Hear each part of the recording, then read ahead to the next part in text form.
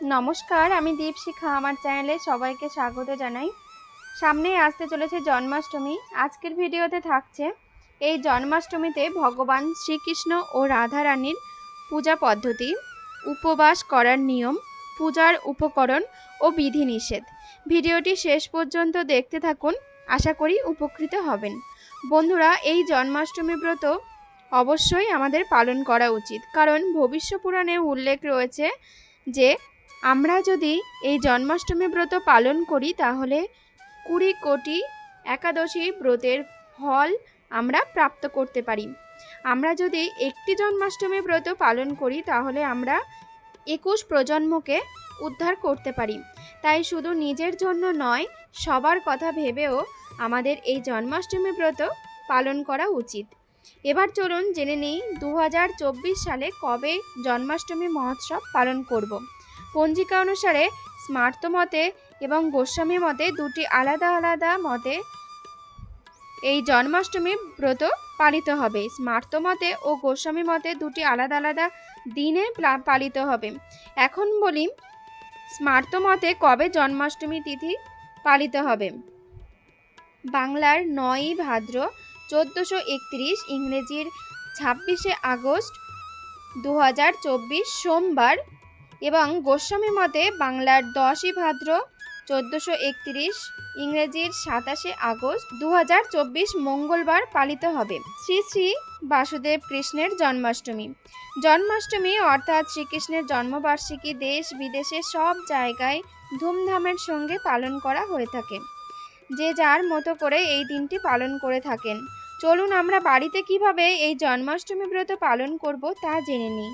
জন্মাষ্টমীর আগের দিন অবশ্যই নিরামিষ আহার করতে হবে এবং সংকল্প করতে হবে, এবং তার পরের দিন অর্থাৎ জন্মাষ্টমীর দিন ব্রহ্ম মুহূর্তে ঘুম থেকে উঠে নিজের স্নান শৃঙ্খলা সম্পন্ন করে ঠাকুর ঘরে এসে ভগবানকে জাগরণ করতে হবে। এবং যাদের যাদের বাড়িতে ভগবান শ্রীকৃষ্ণের বাল্যরূপ অর্থাৎ গোপাল সোনা রয়েছেন, তারা ভগবানকে ঘুম থেকে উঠিয়ে অবশ্যই জন্মদিনের শুভেচ্ছা জানাতে ভুলবেন না। তারপর ভগবানের মুখ ধৌত করে পোশাক পাল্টে সকালের ভোগ নিবেদন করতে হবে। সেদিন সারাদিন ভগবানের পছন্দ মতো খাবার আপনারা দেওয়ার চেষ্টা করবেন। তো সকালে মাখন মিষ্টি ভোগ নিবেদন করবেন, এটি ভগবানের অত্যন্ত পছন্দের খাবার। তাছাড়া দুধের যে কোনো ভোগ দিতে পারেন। এরপর মধ্য সকালে লাড্ডু গোপালকে স্নান করাবেন। যেহেতু জন্মাষ্টমী তাই অবশ্যই পঞ্চামৃত দিয়ে স্নান করাবেন। পঞ্চামৃত অর্থাৎ দুধ, দই, ঘি, মধু, শর্করা বা চিনি। এরপর স্নান পর্ব সমাপ্ত হলে অবশ্যই ভগবানকে শৃঙ্গার করাতে হবে।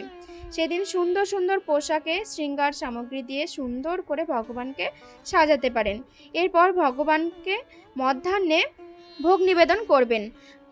ভোগে ফল মিষ্টি রাখতে পারেন। তারপর একবারে চলে যাই সন্ধ্যাবেলায়। বন্ধুরা, যারা শারীরিক কারণে বা যে কোনো কারণে মধ্যরাত পর্যন্ত উপবাস করতে পারবেন না বা জাগরণ করতে পারবেন না, তারা সন্ধ্যাবেলাতেই ভগবানের জন্মোৎসব পালন করতে পারেন।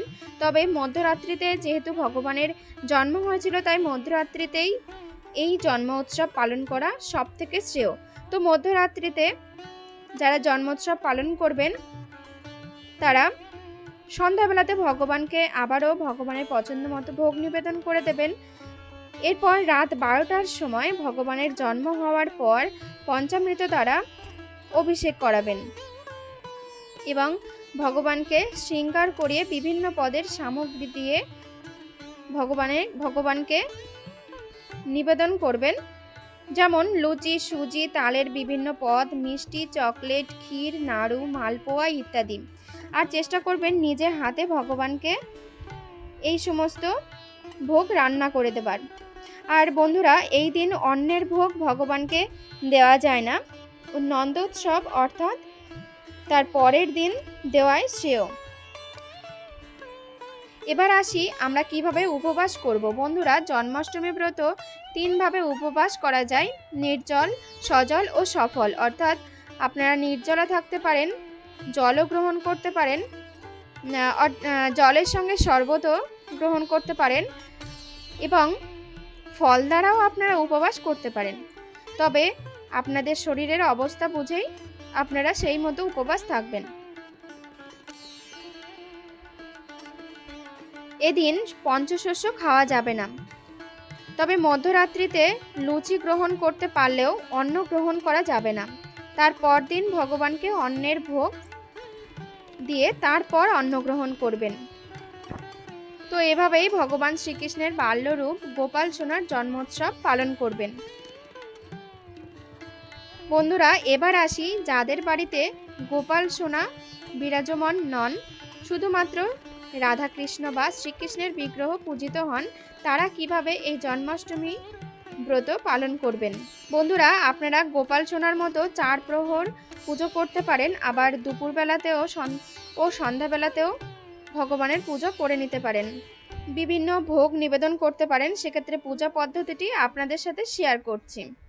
প্রথমে একটি স্নান পাত্রের মধ্যে রাধা গোবিন্দকে বসিয়ে নিয়েছি। এরপর একটি ধূপ ও প্রদীপ প্রজ্বলন করে নিলাম। এবার নিজেকে আচমন করে নিচ্ছি। মুখে 3 বার গঙ্গার জল ছিটিয়ে নিলাম। নমো বিষ্ণু নমো বিষ্ণু নমো বিষ্ণু। এবার বিষ্ণু স্মরণ করে নেব। ওং অপবিত্র পবিত্র বা সর্বাবস্থান গত পিবা যৎসরিত পুণ্ডরীকাক্ষং সবাজ্য অভ্যন্তর সূচি নম সূচি নম সূচি নম সূচি। এরপর আগে থেকে বানিয়ে রাখা পঞ্চামৃত জল শঙ্খের মধ্যে ঢেলে নিয়েছি এবং ভগবানকে এটি দ্বারা অভিষেক করাবো। অভিষেক করানোর সময় হরে কৃষ্ণ মহামন্ত্র বা ওং নমো ভগবতে বাসুদেবায় উচ্চারণ করব। ওং নমো ভগবতে বাসুদেবায়, ওং নমো ভগবতে বাসুদেবায়।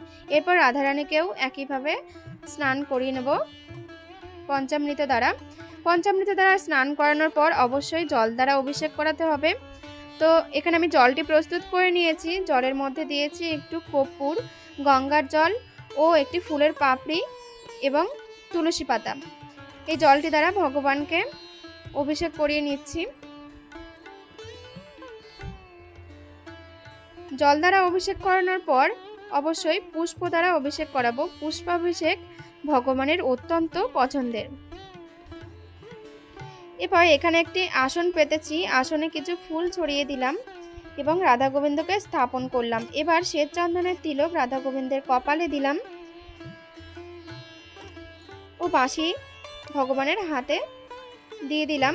এরপর জুঁই ফুলের মালা রাধারানী এবং শ্রীকৃষ্ণকে পরিয়ে দিলাম এবং ভগবান শ্রীকৃষ্ণের চরণে তুলসী পাতা নিবেদন করলাম এবং রাধারানীর হাতে তুলসী পাতা নিবেদন করলাম। এরপর ভগবান শ্রীকৃষ্ণ ও রাধারানীর চরণে ফুল নিবেদন করলাম। গোবিন্দের পছন্দের গোলাপ ফুলও নিবেদন করলাম। এবার পুষ্পাঞ্জলি দেব, তার জন্য হাতে তুলসী পাতা ও ফুল নিয়েছি। পুষ্পাঞ্জলি মন্ত্রটি হলো এসো সচন্দন গন্ধ পুষ্পাঞ্জলি শ্রীকৃষ্ণায় নমঃ। এবার রাধিকাকে পুষ্পাঞ্জলি দেব এই মন্ত্র উচ্চারণ করে, এসো সচন্দন গন্ধ পুষ্পাঞ্জলি শ্রী রাধিকায় নমঃ। এবার হাত জোড় করে প্রণাম করে নেব। শ্রীকৃষ্ণের প্রণাম মন্ত্রটি হলো কৃষ্ণায় বাসুদেবায় দৈবকীনন্দনায় চ অশেষ ক্লেশ নাশায় গোবিন্দায় নমো নমঃ। হে কৃষ্ণ করুণা সিন্ধু দীনবন্ধু জগৎপতে গোপেশু গোপিকাকান্ত রাধাকান্তই নমঃস্তুতে। এরপর বন্ধুরা রাধারানীকেও প্রণাম করে নেব। রাধারানীর প্রণাম মন্ত্র হলো তপ্ত কাঞ্চন গৌরাঙ্গী রাধে বৃন্দাবনেশ্বরী বৃষভানু সুতে দেবী তং নমামি হরিপ্রিয়ে।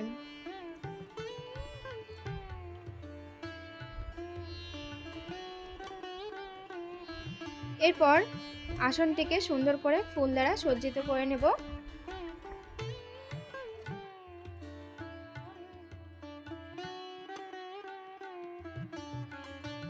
এবার ভোগ নিবেদন করব। প্রথমে জল নিবেদন করলাম, এরপর লুচি, সুজি, তালের বড়া এই সমস্ত ভোগ্য বস্তু ভগবানের উদ্দেশ্যে নিবেদন করলাম এবং ফল ও মিষ্টি ভগবানকে দিলাম। এবার আরতি করে নেব।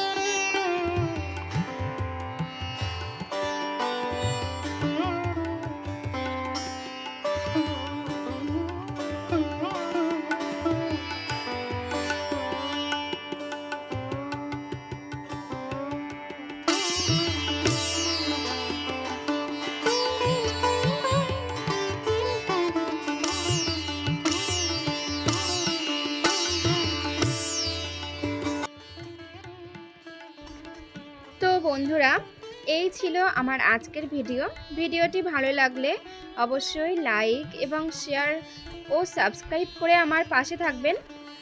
সবাইকে শুভ জন্মাষ্টমীর অগ্রিম শুভেচ্ছা জানিয়ে আমি আজকের মতো বিদায় নিচ্ছি। সবাই ভালো থাকবেন, সুস্থ থাকবেন।